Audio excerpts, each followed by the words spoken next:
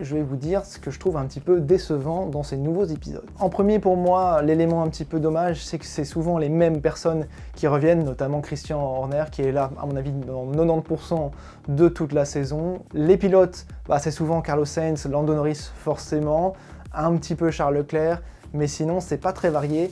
Il y a des gens dont on ne parle absolument pas, comme Colapinto cette saison, ou même on aurait voulu voir Logan Sargeant qui se fait virer forcément. Donc des personnages un petit peu secondaires qu'on ne voit pas du tout. C'est un peu dommage que ce soit souvent les mêmes qui reviennent. Forcément, Daniel Ricciardo, c'est une des stars qui ont fait connaître Drive to Survive au monde entier, donc ça c'est logique qu'il soit là, mais sinon, il manque quand même un paquet de pilotes. Alors évidemment, le problème, c'est que si vous êtes un fan assidu de la Formule 1, vous êtes déjà au courant de tous les pilotes qui sont là en 2025 et donc de tous les contrats qui sont signés.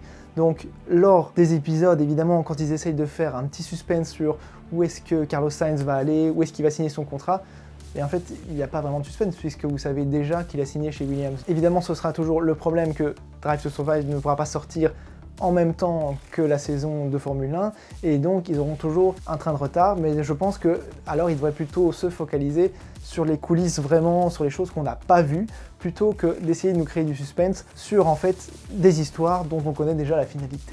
Écrivez-moi dans les commentaires ce que vous avez trouvé de négatif dans cette nouvelle saison de Drive to Survive et on se retrouve très bientôt pour le Grand Prix d'Australie.